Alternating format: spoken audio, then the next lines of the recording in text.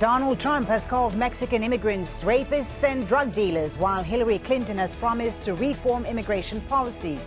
So what will this U.S. election mean for immigrants, and why has the issue played such a big role? This is Inside Story.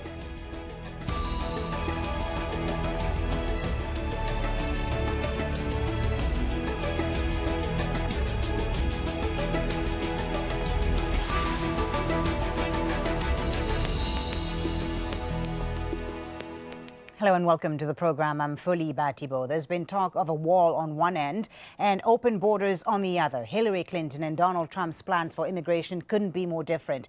And that might make it a deciding issue in this year's U.S. presidential election. Latino voters are expected to turn out in record numbers on Tuesday, and their numbers have spiked during early voting these past few weeks. They normally vote Democrat, and this year is no exception. Polls suggest Trump is expected to get fewer Latino votes than any other Republican candidate in 35 years. And he hasn't exactly done a lot to appeal to Latino voters. You'll recall he's called Mexican immigrants rapists and drug dealers. Here's how Trump describes his immigration policies. We have to have strong borders. We have to keep the drugs out of our country. Right now, we're getting the drugs, they're getting the cash. We need strong borders. We need we cannot give amnesty. Now, I want to build the wall. We need the wall. The Border Patrol, ICE, they all want the wall. We stop the drugs. We shore up the border.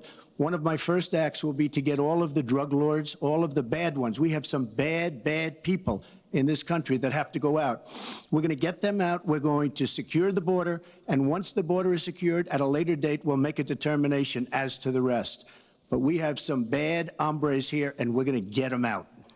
Now, as you heard him say, Trump's first priority when it comes to immigration policy is to build what he calls an impenetrable physical wall on the southern border and get Mexico to pay for it. He also wants local, state and federal police all working on deporting illegal immigrants who have criminal records. Trump wants to repeal President Obama's executive actions that make it easier for undocumented children and parents of American citizens to stay in the U.S. legally. And he says he wants to vet anyone who wants to enter the country while suspending visas where screening is not possible. Now, let's take a look at what Clinton intends to do to reform immigration. Here's some of what she had to say at the last debate. I don't want to rip families apart. I don't want to be sending parents away from children. I don't want to see the deportation force that Donald has talked about in action in our country. I think that is an idea that is not in keeping with who we are as a nation. I think it's an idea that would rip our country apart. I have been for border security for years. I voted for border security in the United States Senate. And my comprehensive immigration reform plan, of course, includes border security. But I want to put our resources where I think they're most needed. So you heard there what Clinton says she won't do, but here's what she plans to do. She's promised to introduce new laws in her first 100 days that will give illegal immigrants a path to citizenship. Clinton says she'll close private detention centers, which are often criticized for mistreating immigrant detainees. And she wants to better integrate immigrants into their communities by promoting English language classes and citizenship education. Clinton plans to defend President Obama's executive actions that make it easier for undocumented children and parents of U.S. citizens to stay in the country legally. But it could be bad for some immigrants if Clinton's policies mirror Obama's. More than 2.5 million people were deported during his term. That's more than any U.S. president. Well, let's now bring in our guest for today's Inside Story. In Pittsburgh, Kyron Skinner, Republican strategist and an associate professor of international relations at Carnegie Mellon University. In Mexico City, we have Ana Maria Salazar Slack. She is a former U.S. Deputy Assistant Secretary of Defense for Drug Enforcement Policy. She was a policy advisor to Bill Clinton, and she supports Hillary. And in Philadelphia, we have William Stock, president of the American Immigration Lawyers Association, who does not publicly support either candidate. Welcome to you all. Thank you so much for being with us on Inside Story. Lots to talk about, of course, when it comes to immigration. Let me start with you, Kyron Skinner in Pittsburgh. Donald Trump's plan to reduce the number of immigrants living in the U.S. is a simple one. Deport them, he says. How exactly is he going to do this? Is there an actual plan in place, or is this just one of those grandiose campaign promises that candidates make and usually don't follow through with? The rhetoric around what Mr. Trump has been proposing, I think, makes it difficult to even understand what he's saying, and that's partly due to the fact that his rhetoric itself has sometimes been hard to follow and has upset many people. But he's talking about illegal immigration, not legal immigrants, not deporting people who are here legally. Does he or anyone else have a well worked out plan for deportation en masse? No, and I think he's walked back from some of the ideas that he talked about very early on. Like now he talks about extreme vetting of people from certain regions of the world where there's a lot of terrorist activity. So I think it's gotten more sophisticated over time. But he's really concerned about the fact that we have 11 or 12 million illegal immigrants in the United States that possibly take jobs from U.S. citizens. And we know that in communities like the African American community, unemployment has in some pockets been double of that of the national average, and how that affects our own, dynamics of those who are here legally, who've been here for a long time. So I'd like us to really understand that Mr. Trump is not saying, as I read it, that people will be bussed out in mass day one if he's president of the United States. But he did say, Karen, on criminals and those who've done visa overstays. On that particular point, the criminals, he did say that he will deport criminals, quite similar to the current strategy of the Obama administration. So again, the criminals, there's a plan, he says, to deport them. How exactly is that going to work if he becomes president? Yes, I don't know in detail what he will do in terms of criminals on day one. I do know that President Obama, as you've just stated, has deported more illegal immigrants than any U.S. president. In his first 6 years, he surpassed what George W. Bush did in 8 years. That will probably continue in some way, but I think he's going to really take a deep look at why we have been failing at managing our illegal immigrant problem in the United States. Let's hear from Ana Maria Salazar in Mexico City. President Obama has often been called by immigration groups, Ana Maria, the deporter-in-chief. He's deported more illegal immigrants than any other U.S. president. If Hillary Clinton is elected on November 8th, November 9th, will this aggressive deportation policy continue?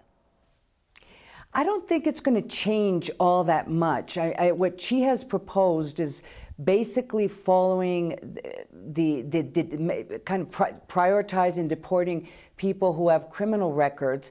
But I think the big change could be something that Barack Obama tried to do, which is to figure out a way that you can legalize millions of people who've been living and working in the United States, helping support the U.S. economy in different ways and fashion, and above all, focus on what do you do with families, and like you mentioned, how not to start yanking away and separating, leaving some kids in the United States, taking one parent to particularly in this case, it would affect Mexican migrants. So I think the focus is how to solve the immigration issue in the United States in a humane way.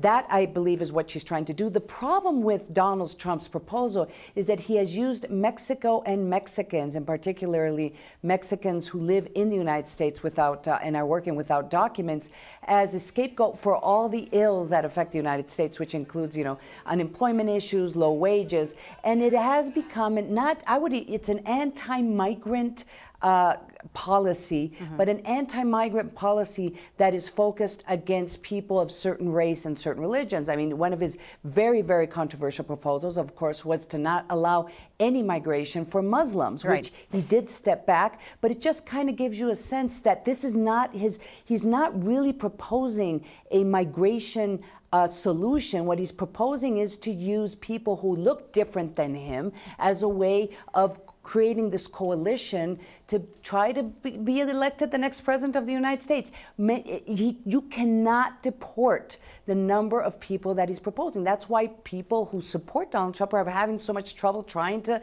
describe what his immigration policy looks like. It is impossible to deport 5.8 million Mexicans. Okay, I think Karen doesn't agree with you. before I bring her back into the conversation, let me just hear from Bill Stock. Bill, this idea that illegal immigrants are taking jobs away from Americans, which Kyron just mentioned just a short while ago. How true is this? I don't think it's very true at all. I think immigrants are complementary to the American workforce. There was just an analysis of census data that came out yesterday which talked about the fact that 25% of the agricultural workforce is undocumented migrants right now. So I'm not sure which jobs Donald Trump proposes that Americans would do. Are people going to leave the cities where they live and go back to pick tomatoes as the answer to unemployment? I don't think that's a realistic picture of where undocumented migrants are in the U.S. economy. So no, I think every economic study has indicated that migrants on the whole are complementary to the U.S. workforce. If anyone, they compete with other migrants for low-skilled jobs where English fluency is not as important. Karen Skinner, your response to that? I actually agree on that point that immigrants, including many of the illegals, complement the economy and do jobs that other Americans don't want to do. What I was simply trying to say is that Donald Trump is grappling with a lot of very fundamental issues about what illegal immigration means in the United States in terms of the workforce, in terms of the economy. I don't think that he has a definitive response at this point, but neither does Hillary Clinton. As our colleague from Mexico City just said, you know, she wants to have a quote-unquote more humane immigration policy where you don't yank families apart. But in detail, she's not explained that any better than Mr. Trump has talked about, explained his deportation strategy. I think neither candidate has really gotten down in the weeds and given really specific policy issues, because until you occupy the Oval Office, I don't think that you can actually do it. And in fact, it is responsible to go beyond providing a kind of broad view of what you would do. Now, on to this point about Mr. Trump and kind of using rhetoric to inflame people around, you know, Muslims and Mexicans. I don't agree with that use of language at all, but I think it's such a hard problem. And what's been interesting about the Trump campaign is that he has taken on the most difficult problems facing the nation, and it hasn't always been pretty and it hasn't been easy. But until he made the issues central to the discussion, they actually weren't part of the discussion. Immigration, having allies pay a greater share. He doesn't get it right almost always in every specific way, but he's changed the national conversation so that whomever wins tomorrow will have to address these issues because they aren't actually going away, and millions of Americans are now thinking about them in ways that they hadn't before. The discourse has certainly changed, and these proposed policies will mostly impact many Latinos in the U.S. Here's a taste of what they think of the two candidates. If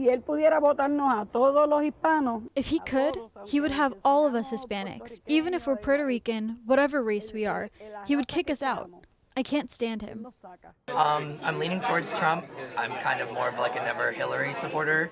It kind of scares me. I just had a daughter, and I don't want her to be living in a world where Donald Trump is a president with all the crazy things that he says, and he doesn't even think before he speaks. I think that there's a lot of Latinos that are not going to go out and vote because they either don't like Hillary or they don't like Trump. Ana Maria Salazar in Mexico City, a lot of Mr. Trump's comments have drawn outrage among Latinos, Latino voters. Let's talk about the wall. Donald Trump has said he wants to build an impenetrable, tall, powerful, beautiful wall that Mexico is going to pay for. How realistic is this?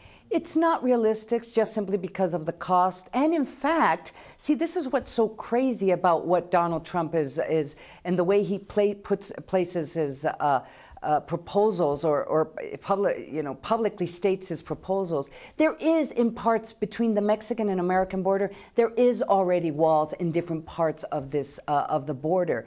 The issue is if the policy concern is to control undocumented migration, then you have to look even bigger and beyond Mexico. Because part of the problem in the United States right now is a relatively large number of people who go to the United States and overstay their visa, and they basically become undocumented themselves. And we're seeing a lot of that from China. The problem with Donald Trump, and I'm sorry, if you're going to be president of the United States, you have to have a pretty clear picture before you go into the White House, what you want to do. And Hillary Clinton does have an immigration proposal, which I'm sure is going to even be debated among the Hispanic community, because it will require to continue deporting people. The issue is, how do you use your resources, and what type of legislation do you need in order to take for this policy to be implemented? And what she's saying is the priority should be to try to not divide families, and to continue for strengthening the border, which she has in the past, and that's part of her policy. And 3, deport criminal undocumented migrants. I mean, that is quite clear, and it talks about the way you use your resources and the type of legislation you need. And you know, there is actually a team of relatively experienced people who've been working on these issues for decades now. So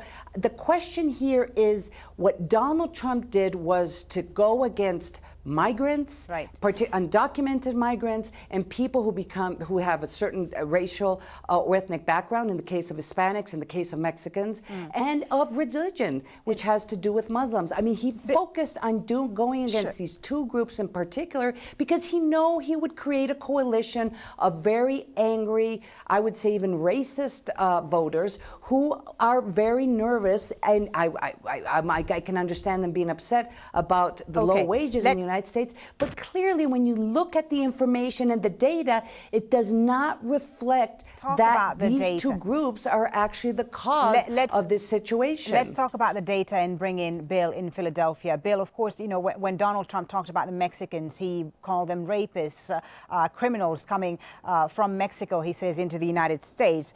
But, of course, the data on immigrants and crime is incomplete. But is there any evidence at all that immigrants commit more crimes than Americans? Well, in fact, there's been about 30 years of criminological research into just this question, and it consistently finds that immigrants, first-generation immigrants, commit crime at lower rates than almost any other group in American society. But it's no different to have anti-immigrant rhetoric, which ties immigrants to crime, tries to tie them to threats to the United States. This has been going on since Ben Franklin complained about German immigrants in 1746. So, you know, this is a part of anti-immigration rhetoric. We'll always try to tie immigrants to whatever harms that people can think of. I would disagree with Dr. Skinner that Mr. Trump has not put out a detailed plan on immigration. I think, in fact, immigration is the only place where he has put out a detailed and somewhat internally consistent set of principles. Unfortunately, those principles are the doubling down on the kind of enforcement-only strategy which has failed since the 1996 act that President Bill Clinton signed.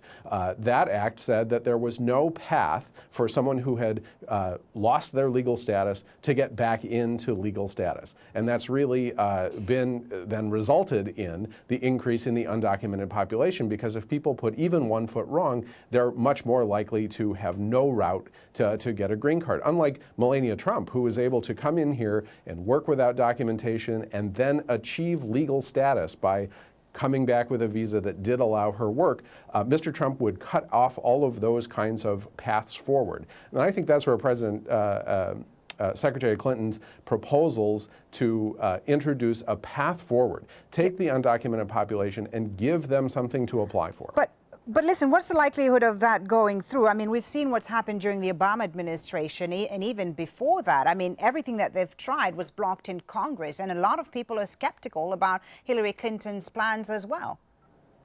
And in 2012, the Republican leadership took a hard look in the mirror and said that they needed to do a better job of appealing to minorities, of appealing to women, appealing to the college-educated. Mr. Trump's rhetoric has turned off not just Latino voters. I think it's much more important that his anti-immigration rhetoric has turned off women voters, has turned off college-educated voters, and has turned off other minority voters. Let's hear I think that the Republican Party has to think about Yeah, you say the Republican Party has to think about this.